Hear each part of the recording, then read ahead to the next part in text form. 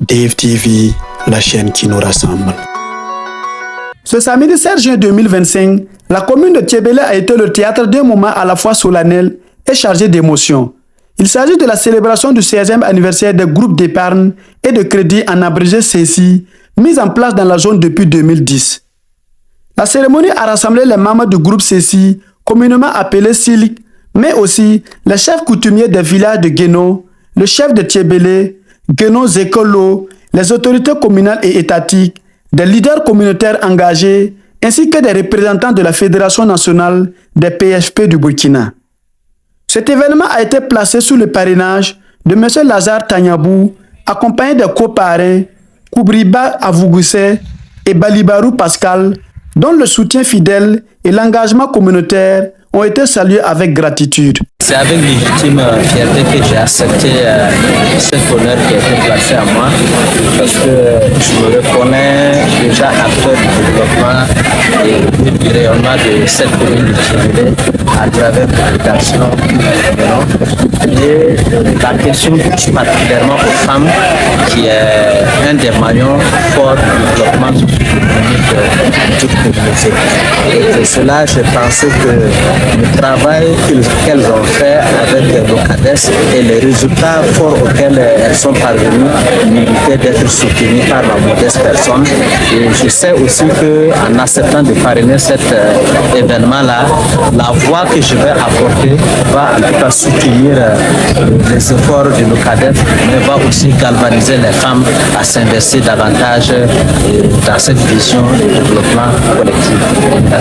Mais ce sont des sentiments de satisfaction, en ce sens que nous avons vu des femmes enthousiasmées parce qu'elles sont honorées aujourd'hui. Après un bilan, elles se retrouvent, elles se reconnaissent là-dedans. Donc le sentiment que nous avons, c'est que ce sont des femmes engagées pour leur propre développement, pour leur propre établissement, et qu'elles sont conscientes que personne ne viendra tracer les sillons de leur développement, et ce sont elles-mêmes qui vont le faire. Et l'autre sentiment que j'ai, c'est qu'elles ont le soutien de l'administration et dans toutes ses composantes. On a constaté que tout le monde est là, et tout le monde est satisfait dans le bilan. Et aussi, il y a la présence des chefs traditionnels qui constituent réellement une garantie de garant réel donc de leur engagement dans le développement de la commune. Les femmes se sont retrouvées ici pour fêter leur 16e anniversaire des CECI des caisses. Voilà, d'épargne importante. Et on sait que c'est une activité générative de revenus qui aide vraiment les femmes dans leur foyer à s'occuper de leurs enfants et soutenir aussi leur mari. Donc c'est une activité vraiment qui est rentable. C'est satisfaisant et c'est encourageant. Parce que c'est une activité qui, donc la femme n'est plus obligée de compter sur son mari. L'autosuffisance, elle arrive à s'autosuffire. Au niveau de la mairie, j'ai été l'association des conseils soutien et tout ce qu'ils ont besoin comme papier, la mairie est prête pour les soutenir. Il y a beaucoup de choses. Ce qui est sûr, s'ils viennent vers la mairie en tout cas prend compte de super problèmes et les soutient en conseil et les dirige aussi dans leur activité. Des résultats concrets et une dynamique toujours vivante. En 16 ans, les groupes SILIC de Thiébélé ont enregistré des résultats impressionnants. 2670 membres, dont 1766 femmes et 746 hommes. 766 883 550 francs d'épargne cumulée. 90 872 225 francs de bénéfices. 26 521 250 francs de fonds sociaux mobilisés. En une multitude d'investissements communautaires, chèvres, moutons, bœufs, ânes, vélos, motos, maisons, arbres fruitiers, etc. Au total, 72 groupes restent actifs à ce jour, preuve tangible de la pérennité et de la robustesse de l'approche SILIC bien au-delà du cadre du projet initial. Parfaitement, je suis totalement dans la joie. La joie m'a débordé. Le fait d'avoir les femmes nombreuses et les hommes nombreux, les chefs coutumiers qui sont réellement venus dans la fête avec les autorités, vraiment, je suis très très content. Je sais qu'ils sont derrière nous, qui nous accompagnent. Je sais que l'activité, c'est l'activité vraiment qui développe la communauté et qui les fait sortir dans la pauvreté. Et ce que nous pouvons lancer à les autorités qui nous écoutent aujourd'hui, vraiment nous voulons toujours les conseils et les formations, c'est le savoir-faire, c'est ça qui est bon, qui développe le pays. Voilà. Et nous voulons les formations, c'est pas l'argent que nous voulons le savoir-faire. Voilà, donc à nos jours aujourd'hui, nous voulons qu'ils nous accompagnent. Les autorités, tant qu'ils voient quelque chose qui peut nous aider, comme c'est les femmes qui gardent vraiment, qui fait qu'il y a la joie dans les familles et dans le pays, dans les villages. Vraiment, nous demandons leur soutien, des formations, s'ils en ont, ils peuvent toujours venir envers nous. Pourquoi nous voulons que les autorités nous accompagnent, les femmes, en société coopérative, dans l'agriculture, dans l'élevage. J'espère que ça va aussi beaucoup aider les femmes pour qu'elles puissent sortir dans la pauvreté. Notre message à travers de la population, c'est pour cela que nous avons célébré cette 16e anniversaire des activités des groupes ceci et communautés de foyers de crédit.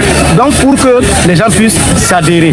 Ça c'est une sensibilisation par cette célébration que nous avons fait, une sensibilisation. Pourquoi il y a des groupes qui ont abandonné? Parce qu'il y avait 137 groupes que j'ai encadrés et aujourd'hui, il y a 12 groupes qui sont actifs et il y a les autres qui ont abandonné. Donc pour cela, nous avons organisé cela pour ramener les autres à prendre l'activité parce que ça se développe bien. Voilà, qui a pris la parole au nom du chef coutumier de Guénon qui les a envoyés.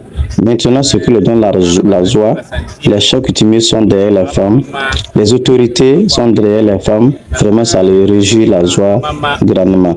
Et maintenant, cette épargne que les femmes épargnent vraiment, ça aide beaucoup toute la province et la commune de Tchébélé, particulièrement le village de Guénon. C'est pourquoi ils sont totalement dans la joie et ils suivent les femmes là. Maintenant, ils savent bien que les femmes gourillent. Depuis en septembre jusqu'à juin, le cycle vraiment, si elles prennent de l'argent, vraiment ça les aide beaucoup et ça les rend vraiment rentable, ça fait l'élevage, ça fait payer comment on appelle la scolarité de leurs enfants et ça les fait soigner les enfants aussi. Donc ça fait que c'est très bien. Ils demandent qu'ils savent que vraiment dans peu de temps nous rentrons dans la saison pluvieuse. Donc chacune n'a qu'à prendre pour faire de bonnes choses d'ici la reprise encore pour que ça puisse être rentable, pour qu'elle puisse avoir encore chaque semaine pour épargner. Vraiment ça développe beaucoup le village et la commune et la province. Donc c'est ce que peut donner leurs conseils. À cette occasion, la population et l'ensemble des autorités présentes ont témoigné leur reconnaissance à Inoussa Sawadogo, argent au chef de projet, à Joséphine Ouedraogo et à Edouard Sapana, agent PSP de la localité, pour leur bravoure et leur abnégation remarquable. L'ensemble de toute la population de Tchébélé a rendu également un vibrant hommage à M. Jacques Sigui Kaboré, invité d'honneur de cette journée mémorable, ancien chef de projet à l'origine de l'implantation de l'approche civique à Tchébélé. Sa contribution ne se limite pas à un pilotage de projet. Il a conçu et mis en place le modèle d'agent endogène de développement communautaire. Aujourd'hui reconnu à l'échelle internationale sous l'appellation de prestataire de services privés, en abrégé PFP. Ce modèle innovant a permis aux fils et filles de la région de prendre le relais de manière autonome pour former, encadrer et accompagner les groupes civiques. 16 ans plus tard, ces activités perdurent avec vigueur, preuve irréfutable de la pertinence de cette approche visionnaire.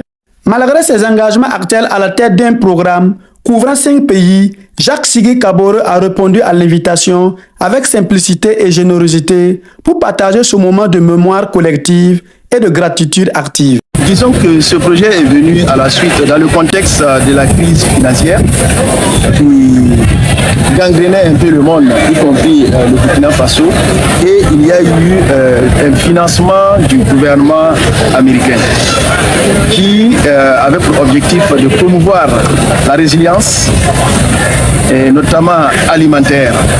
Et à ce projet, il y a eu un volet d'inclusion financière.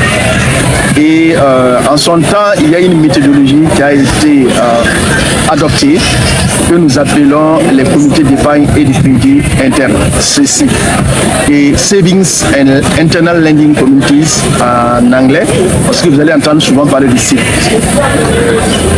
C'est dans ce cadre que ce projet est né.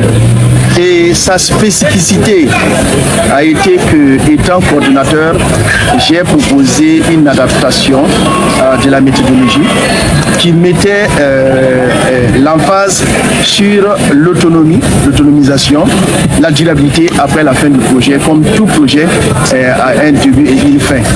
Et cette méthodologie aujourd'hui démontre combien il était pertinent de l'avoir adopté, même si en son temps ce n'était pas évident. Cette méthodologie a pris en compte une approche spécifique qui consistait à recruter des fils et filles de la localité que nous appelions des agents endogènes, connaissant la culture, connaissant la population et auxquels les populations témoignent une certaine confiance et respectant les us et coutumes. Et partant de cela, et à la fin du projet, il y a eu une approche pour faire une conciliation entre les agents qui étaient de ce projet et les populations, pour que les populations elles-mêmes prennent en charge les frais d'assistance de ces populations. Et c'est pourquoi on les appelle les PSP, Private Service Provider, les prestataires de services privés. Et cette approche a permis que justement le projet et les activités aient continué jusque-là et même traverser la frontière allant du côté du Gabon. Qu'être habité par un sentiment de reconnaissance et d'admiration pour ces populations du Québec. C'est vrai qu'en son temps, j'ai eu un autre projet qui m'a permis d'étendre ces activités, cette approche sur près de 2/3 du territoire burkinabé. Et si je fais le bilan, sans trop être flatteur, je peux reconnaître, et je l'ai dit lors de mon allocution, que les groupes de la zone de Tchébélé ont fait montre d'une lumière spécifique dans le sens de la témérité, du courage, de l'abnégation et surtout la persévérance malgré les secousses. Et j'ai noté que ce qui est un peu le secret de la réussite, ça a été cette cohésion qu'ils ont pu cultiver. Du reste, peut-être qu'il y a d'un fondement culturel, mais en tout cas, je suis très fier et ça a donné les résultats qu'il y a aujourd'hui.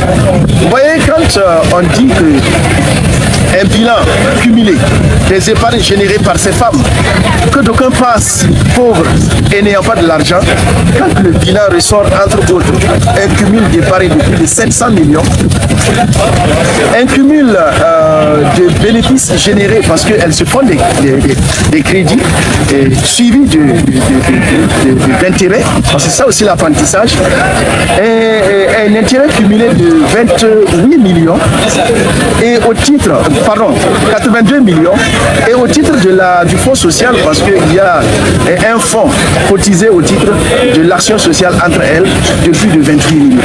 Vous voyez, d'aucuns diraient que c'est miraculeux, d'autres diraient qu'il faut attendre que le gouvernement le fasse ou que les institutions classiques d'inclusion financière le fassent, mais croyons à l'homme.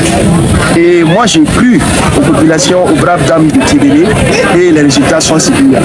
Allons au-delà des chiffres pour dire qu'en matière de retombées matérielles, nous avons noté des maisons construites. Nous avons noté plus de 100 bœufs. Nous avons noté des moutons, plus de 200 à 300 moutons. Bref, sans compter la scolarité payée, sans compter les savons, sans compter les médicaments. Il faut se dire que, en conclusion, s'il y a à refaire, j'allais le refaire. Et si j'ai un clin d'œil à adresser aux parrains que je salue en passant, aux chefs, aux différents représentants de l'État dans le sens décentralisé et déconcentré, je dirais que cette formule est à dupliquer ailleurs. Cette formule qui se base sur les racines endogènes, burkinabè, culturelles africaines, je pense que c'est un des secrets de notre, comme dirait notre Dieu. Merci. Cette célébration fut donc un témoignage vivant de l'impact durable d'une initiative communautaire, mais aussi un moment de relance collective vers de nouvelles ambitions partagées. Le grand chef de Guénon, à son nom propre ainsi que toute sa communauté, a bien voulu dire et affirmer sa reconnaissance à tous ceux qui ont contribué à cet état de résilience dans sa région. Bien que les populations aient tenu à inviter Jacques Sigui Kaboré en reconnaissance de son engagement personnel et de son sens de l'innovation, ce dernier a tenu à rappeler un point essentiel.